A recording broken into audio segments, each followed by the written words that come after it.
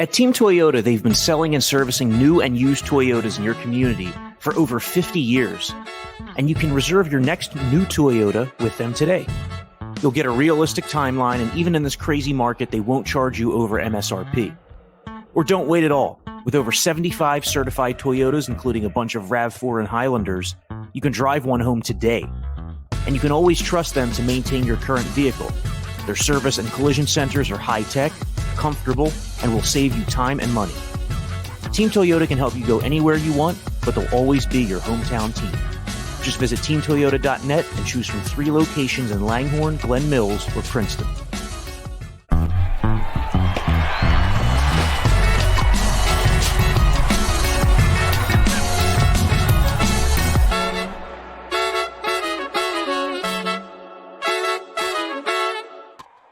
Hey folks, and welcome to the Phillies Talk podcast presented by Team Toyota. I am Corey Seidman. He's Jim Salisbury. It is a Sunday morning as the Phillies are going for their 10th straight win. Jim and I were going to record this Saturday after the win, but there was an Avett Brothers concert at Citizens Bank Park, which delayed things a little bit. But Jim, man, this team is on a roll. The Phillies are winning in so many different ways. They're winning with early runs, with tack-on runs, with the top of the order producing, the bottom of the order producing, starting pitching. You have the bullpen protecting leads. Just firing on all cylinders, the way that we talked about we were waiting to see this team do for the first 2 months of the seaon. Yeah, and you're right. They're winning in all different kinds of ways. But I think one of the constants is power. 9-game winning streak. I think they're up to 22 home runs during that stretch. Getting on base and then boom, big hit. That was the recipe, the way this team was constructed. That was the way those good Phillies teams of Rollins, Utley, and Howard did it oftentimes.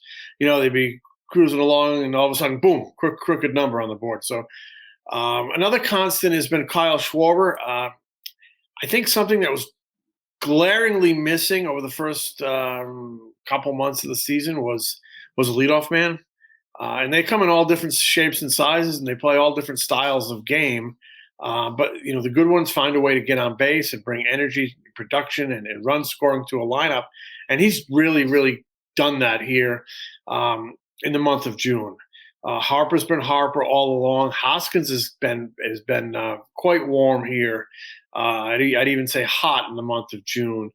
They've gotten nights where the bottom of the lineup has come through, where you've had Stott and Schwarber as this number 9, number 1, 1-2 punch. So getting a lot of production out of a ever-growing, confident Bryson Stott. So just so many good things happening in that lineup. Whenever you can get 3 guys really hot in your lineup, and then a couple, pretty warm, you're going to do great things. And that's what they have right now. There's probably 4 guys hot in that lineup, and a couple others on any given night who are doing major damage. If you look at Bryson Stott with 4 home runs in his last 8 games, the more I look at that swing, that pull swing, there's going to be some home runs in that bat going forward, because he has a way he gives it just that. I wouldn't call him like a power hitter by any stretch of the imagination, but it's almost like he catches the ball. It's like he catches the ball in his bat. That's kind of what stuck out to me with the first few homers from Stott. He catches it out front. So he's not trying to elevate. It's sort of an organic elevation because he catches it out front. And he gets that little bit of backspin where you get that extra carry. And you look up and it's 3 rows deep. It's really interesting to see how he's come along. Very important player now on both sides of the ball. So, yeah, they're up to 9 in a row on Sunday. Later today, they'll go for a 10th. And that'll be, if they can get it, that'll be 3 straight series sweeps, already 3 straight series wins, which is a good thing. And that's how you chip away at a deficit. Little bites at a time. Win a series, win a series, win a series. And then, don't even look at the standings for a month. Just win a series, win a series, win a series. I mean, they're over 500 now for the first day since Game 5 of the season. It's a really good thing. And I really loved Rob Thompson's comment after the game yesterday. He said they talked about getting to 500 and then getting 5 games over 500 and then getting 10 games. So set these little incremental goals. And if you play good, you have a chance to achieve them. So they're playing the way they were constructed, with a lot of power, but they're also getting a lot of great starting pitching, I think. Aaron Nola in Milwaukee, Ranger Suarez in Milwaukee. Eflin struggled a little bit. Then Zach Wheeler came back on Saturday, pitched a great ball game. Just what we expect out of Zach Wheeler. What a pitcher. So many good things are happening that I can tell you.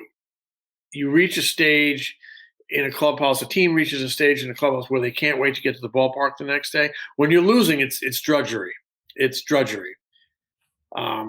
When you're winning, you can't wait to get to the ballpark the next day, and I can feel it in the fans, and even us. Like, okay, what's going to happen today? This is I can't wait to see what's going to happen today. Quality that is emerging, and that's when it really gets fun. Yeah, you can tell that they feel like they're going to win every day right now, and they're not going to win every day, but that's how they feel right now because they're playing well right now. And it's interesting because they have these bad teams coming up on the schedule. After the Diamondbacks, they have the Marlins, then they have 5 with the Nationals, 2 more with the Rangers. And a lot of Phillies fans will say, yeah, but they underperformed against inferior teams last season, which is countered that they really hadn't been playing with as much confidence as they are right now at any of those points. So you would think that when they finish this D-back series and they have the Marlins coming into town and then they go to D.C., they should be able to continue to hit in those games. And, you mentioned Zach Wheeler looking like Zach Wheeler again on Saturday. Bryce Harper and Zach Wheeler pretty much have picked right up where they left off, haven't they? I mean, Wheeler had that shaky first month of April after a weird offseason, but he again looks like a Cy Young caliber pitcher. Harper, in some ways, is having an even better season than he had in his MVP year. So the Phillies' top 2 guys are producing. And then, as you said, Bryson Stott, Matt Vierling making his debut at second base, getting the start on Saturday and making every play that came his way. So, you have the veterans you're expecting for big production doing that. You also have some of these other guys at the bottom of the order that, if they can turn the lineup over for those big bats at the top, it makes a big difference. Wheeler last year, he was disappointed not to win the Cy Young, having pitched like 45 more innings than Corbin Burns. I mean, Burns was great. I'm not going to get into a comparison. I mean, you take any one of them on your team either day, but he was disappointed. I feel like he's driven to win it this year. I really do. He's been in the story today. I had his numbers the last 8 starts. They're awesome. And his seven overall starts this season at Citizens Bank Park have been awesome. You mentioned the schedule. I mean, the Marlins, they had a team meeting. They're playing a little bit better. You can't take them lightly. You gotta lean on these teams. And Washington, you go there. This is a huge series. You go there for 5 games at the end of the week. They're a struggling team. They're a team you should beat up on. But they're a team that over the years has enjoyed, giving you fits at times. I mean, there was that stretch when the Phillies owned the Nationals, but they cannot take that team lightly. And you can't let up. That is a series that could be very profitable for the Phillies, but it also could be damaging if they don't go down there, take care of business. You have to approach that series as if the Washington Nationals insulted your mother. I mean, you have to go out there with a chip on your shoulder and a sneer on your face, and really overpower them. So you have to do a little mind game. They said, "What about my mother?" And that's how you have to go out and approach that series, because I just think there's a human nature quality or element here where you could end up taking them easily and not profit the way I think you should. They're still a Major League Baseball team. They still can send a pitcher to the mound any night that can tie you in knots. You got to go out there, score early runs, keep that confidence, keep that good vibe going, and profit off a team that you should profit against. So we'll see what happens. I'm actually strangely and weirdly looking forward to seeing how that series plays out. Well, there was, a bit of bad news Saturday, I guess, in that Corey Knebel, the Phillies closer, experienced some shoulder stiffness as he was warming up in the bullpen. The bullpen's been really good throughout this streak. I mean, Sir Anthony Dominguez, as the setup man, hasn't been scored upon since May 3rd, 13 straight scoreless appearances. Brad Hand stumbled earlier this week, but he's been really good since early May as well. And Knebel, he's had his ups and he's had his downs, but if he has to miss time, whether he was going well or not, that would be a blow for the Phillies. It would be a blow because, he only pitched 39 innings the last 2 years. I think he's going to kind of get better here as he goes along. And I think we all know closers. He's had a couple bob and weavers where he's got the job done. He's had a couple where he hasn't gotten the job done. It feels like he's ready to go on a pretty good roll and start feeding off where the rest of his team is. Fact of the matter is, he's a major league arm. He's a major league late innings arm and a presence back there. So yeah, when it's something we need to keep an eye on, and it's concerning. Maybe it's nothing. Maybe it's something. They're not deep at the back end. I watched Familia. It's hard to trust Familia in the 8th and 9th inning. Even the 7th inning yesterday allowed us those 3 hits. One of them was a tough little infield hit, but nonetheless, a hat tip to Andrew Bellotti for getting out of that jam in the 7th inning, bases loaded on Saturday. That could have been a lot of trouble, but he really showed a lot of you know what, going after Ketel Marte, getting him on a slider, good pitch. But they're not. We know how important the late game bullpen is, especially around here where the bullpen cost the Phillies playoff berth in 20 and 21. They have a good bullpen. They go to the playoffs both years. So, if you're down one, especially down the kind of your biggest move in the offseason, that's going to hurt your depth. And that's going to have to put a lot of weight on Sir Anthony. And let's not forget, he's coming back from Tommy John himself. Let's not forget, he's pitched very little the last 3 seasons. So you have to, be careful. I mean, I'm sure they'll have him Sunday. He hasn't pitched he didn't pitch yesterday. He pitched Saturday. So I would guess they'll have him Sunday. But they need Knebel to be healthy even before that. And maybe it's nothing, like I said. But even before that, they had taken a peek at Trevor Rosenthal's workout. But he ended up with a little hamstring issue. So I don't know where that stands. But there are a few guys intriguing at AAA. If you needed another pitcher, I mean, Falter's down there, but I think he's going to start later in the week in Washington in a doubleheader. They're going to need a guy. I mean, Francisco Morales is down there. We all think he's going to be a closer someday. Sometimes I think he should be here helping in maybe a little bit lower leverage, but he hasn't thrown some of the enough strikes that they would like. So I think maybe he needs a little more time. A couple of a free agent they brought in, minor league free agent Michael Kelly, has thrown well recently. And then there's the whole Mark Appel thing, which is kind of becoming fascinating.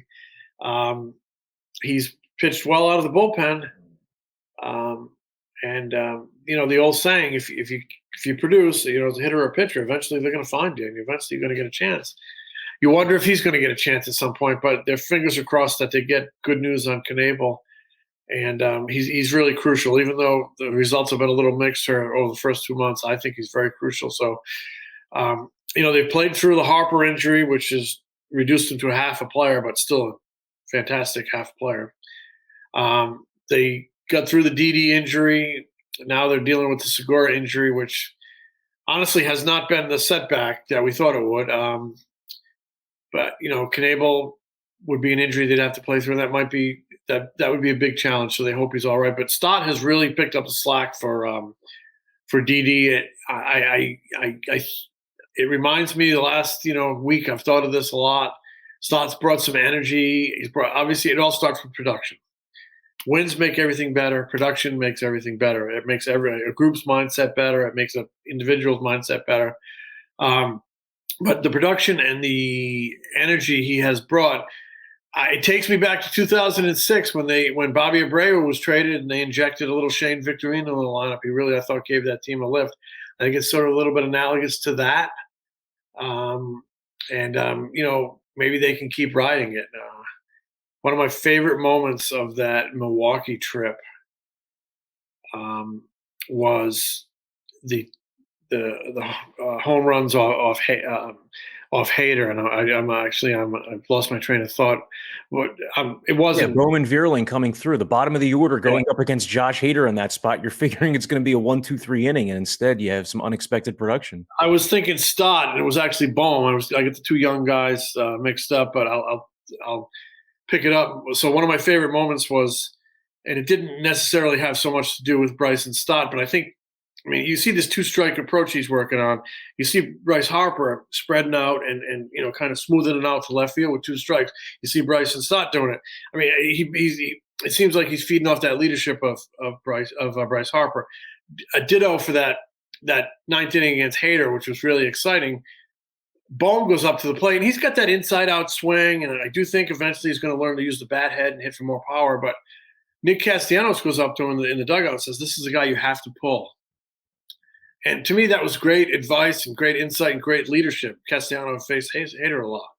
And that was a really great little leadership moment. And then what does Bohm do? He goes out there and pulls it for a home run. Then Vierling, ditto, hits a tough slider down to win the ball game. And then, yesterday goes out and plays second base like he's been there his whole life. So they were getting these nice contributions from these young guys, and that's what happens when you're winning. Everybody wants to be part of it, and everybody wants to be part of the success. That good vibe, that confidence permeates the whole clubhouse, and kind of that's what we're seeing. That is interesting advice because it kind of goes against what you would think against a lefty who's throwing upper 90 stuff. Usually you hear, okay, you want to take this guy the other way. But I guess with Hader, it's a different way you have to attack him. Because maybe it's something to do with his arm angle or the way the ball, is traveling toward the right-handed bat. But Castellanos had faced him a lot in Cincinnati in the National League Central, so he had a pretty good book on him.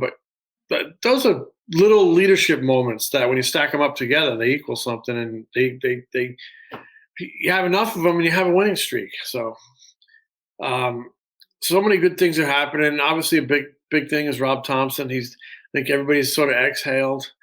The losing had just worn on everybody, and everybody was grinding, and everybody was tight.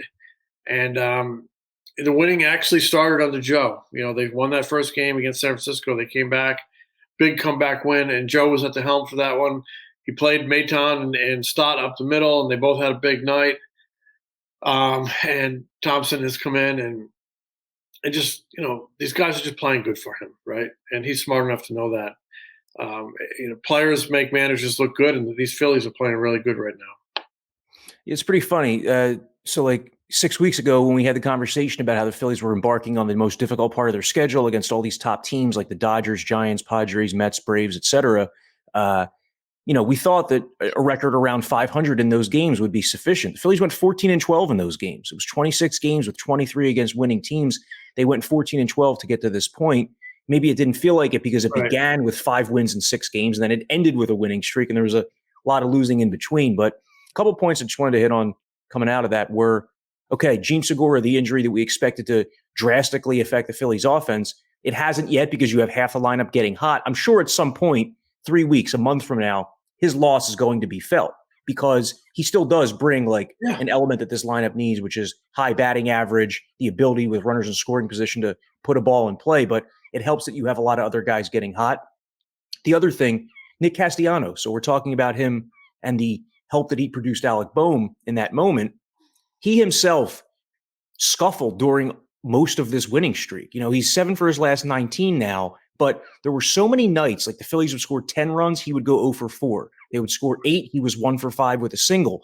It really hasn't looked like the Nick Castellanos that we were expecting, which really, if you think about the whole scope of this, to be a game over 500 and you haven't gotten nearly the production you expect, there's probably a lot left. Totally agree. It'll probably, when it's 94 degrees at game time, he'll have a 6-week stretch, because he's from Miami, he likes that heat. But I agree with you. You just feel like there's so much more there. Did have a big hit Saturday to get that early lead we talk about. It's so good for the pitcher. It's so good for a team. So good for momentum. It's like, here we go again. It's a new day, but here we go again. He had a big hit in the first inning. Hoskins had a big hit in the first inning of that game to set up that run. So, but I agree. There seems to be more. There is more in Nick Castellanos. He's a guy who should be banging on the door at 300. And I do think it will come, and that's the natural cycle of a lineup. Some guys are a little down, some guys are a little up, and then if you can get enough of them up, that's when you go crazy. And so that's kind of what's happening now. And I see little glimpses that Nick Castellanos is ready to elbow himself back into this feeding frenzy of runs, and that would really really help because going back, they got to get above 500 and build a little cushion, and because it's going to level off at some point. But as long as it stays level, and then you have a couple highs in there, it's when you go crashing like that road trip through Atlanta and New York, and you just play horribly. That's what they need to avoid, and I think I just see it as a team that's finding itself. I still worry about the defense. I really do. I worry about the defense, but they don't have to be a bunch of Gold Glovers. They just have to make the plays they're supposed to make, and they'll stay in this. So make the plays you're supposed to make, and out hit some of your mistakes. You're not going to be able to do it every night, but at least lately they have been. I mean, the run differential during this streak it's what is it? I want to say it's over 35, so close to 40, I believe. So it's who's pitching on Sunday? Ranger Suarez, right? Yeah, Ranger Suarez looked good his last time out. I mean, that might have been his best start of the season. Gave the Phillies length. He wasn't falling behind in counts. He was working out of jams. What did you think of that Ranger Suarez start? Oh, it was clearly his best start of the season in Milwaukee. He was approaching the Ranger Suarez, that we have seen in the past, and the way he needs to pitch. Strike one, spot that fastball.